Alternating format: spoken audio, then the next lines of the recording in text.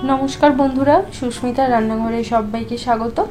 आज के तोमादेरके बानिये देखाबो दई चिकेन। दई चिकेनेर এই রেসিপিটা বানানো যেমনি সহজ, খেতেও কিন্তু খুবই সুস্বাদু হয়। গরম ভাতের সাথে এই দই চিকেন খেতে কিন্তু খুবই ভালো লাগে। আজকে দই চিকেনের রেসিপিটা আশা করব তোমাদের অনেক ভালো লাগবে। তাহলে চলো দই চিকেনের রেসিপিটা দেখে নেওয়া যাক। দই চিকেন বানানোর জন্য আমি কড়াইয়ের মধ্যে দিয়ে দিচ্ছি খানিকটা সরষের তেল।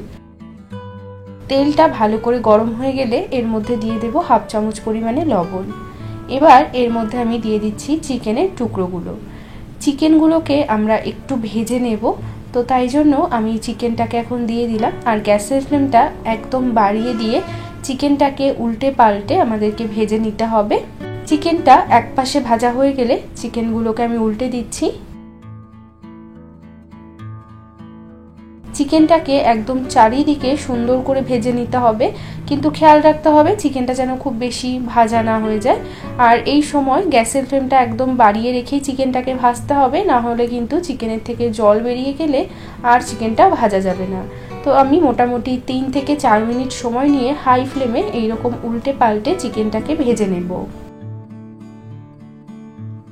তো চিকেনটা আমার এখানে খুব ভালো করে ভাজা হয়ে গেছে, দেখে আশা করি বোঝা যাচ্ছে যে চিকেনটা কিন্তু অতিরিক্ত ভাজিনি।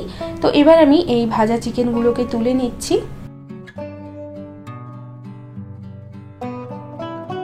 এবার এই তেলের মধ্যেই আমি ফোড়ন দিয়ে দেব একটা দারচিনি, 3-4টে নিয়েছি এলাচ, আর 1 টিস্পুন মতো নিয়েছি গোলমরিচ। তার সাথে দিয়ে দিচ্ছি 2টো শুকনো লঙ্কা। ফোড়নটাকে তেলের মধ্যে একটু নেড়ে চেড়ে নিয়ে তারপর এর মধ্যে আমি অ্যাড করে দেব পেঁয়াজ কুচি। এখানে আমি একটা বড় সাইজের পেঁয়াজ নিয়েছি আর একদম সরু সরু করে কেটে নিয়েছি। তো পেঁয়াজটাকে আমাদের খুব ভালো করে ভেজে নিতে হবে।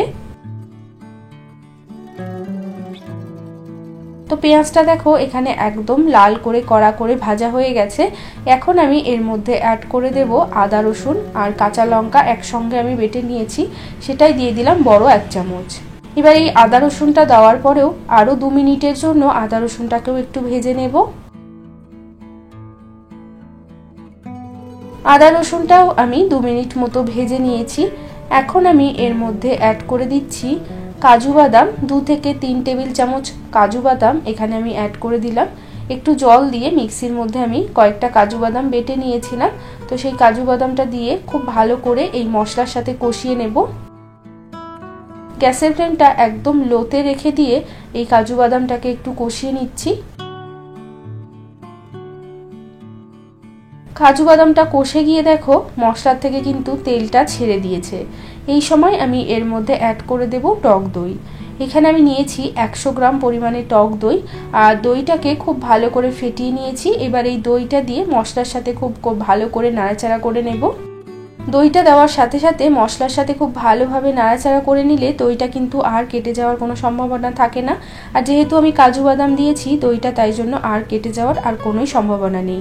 এবার আমি এর মধ্যে অ্যাড করে দিচ্ছি কিছু মশলার গুঁড়ো, যেমন দিয়ে দিলাম 1 টিস্পুন পরিমাণে জিরের গুঁড়ো, দিয়ে দিচ্ছি হাফ টিস্পুন পরিমাণে গরম মশলার গুঁড়ো, দিয়ে দেব হাফ টিস্পুন পরিমাণে ধনের গুঁড়ো, দিয়ে দিচ্ছি 1 টিস্পুন মতো চিলি ফ্লেক্স, আর দিয়ে দেবো 1 টিস্পুন পরিমাণে চিনি। আর এখানে আমি অল্প করে লবণ দিয়ে দিচ্ছি, কেননা লবণ আমি চিকেন ভাজার সময়তেও ব্যবহার করেছিলাম, তাই জন্য এখানে আমি এখন অল্প লবণ দিলাম, পরে লাগলে আরও দেওয়া যাবে। এবার মশলাটাকে খুব ভালো করে সমস্ত কিছুর সাথে নাড়াচাড়া করে নিয়ে মশলাটাকে খুব ভালো করে কষিয়ে নেব। মিনিট 5 মতো মশলাটাকে কষিয়ে নেওয়ার পরে ওপরে দেখো পুরো তেলটা কিন্তু ভেসে উঠেছে। এখনও আমাদের মশলাটা ততক্ষণ পর্যন্ত কষাতে হবে যতক্ষণ না পুরো মশলাটার থেকে তেলটা একদম আলাদা হয়ে যাচ্ছে। আরও 3-4 মিনিট মতো মশলাটাকে মিডিয়াম ফ্লেমে আমি কষিয়ে নিয়েছি। এখন দেখো পুরো তেলটা কিন্তু মশলার থেকে পুরো ছেড়ে দিয়েছে, আর মশলাও খুব ভালোভাবে কষে গেছে। এখন এর মধ্যে আমি অ্যাড করে দেব ভেজে রাখা চিকেন, আর দিয়ে দিচ্ছি 3-4টে মতো চেরা কাঁচা লঙ্কা। চিকেনটাকে মশলার সাথে খুব ভালো করে আমাদেরকে কষিয়ে নিতে হবে। এই সময় যদি মনে হয় চিকেনটা তলায় লেগে যাচ্ছে, সেক্ষেত্রে অল্প করে জল দিয়ে চিকেনটাকে কষিয়ে নিতে হবে। 7 থেকে 8 মিনিট সময় নিয়ে চিকেনটাকে ভালো করে কষিয়ে নিয়েছি। এখন আমি এর মধ্যে অ্যাড করে দেব জল, আমি দইয়ের বাটিটা ধুয়ে নিয়ে এখানে হাফ বাটি মতো জল দিয়ে দিলাম। বাটিটা বড় ছিল তাই হাফ বাটি জল আমি এখানে দিয়েছি। সমস্ত কিছু একবার নাড়াচাড়া করে নিয়ে এটাকে ঢাকা লাগিয়ে 15 মিনিটের জন্য একদম লো আঁচে রেখে দেব। 15 মিনিট পর আমি ঢাকাটা সরিয়ে নিচ্ছি।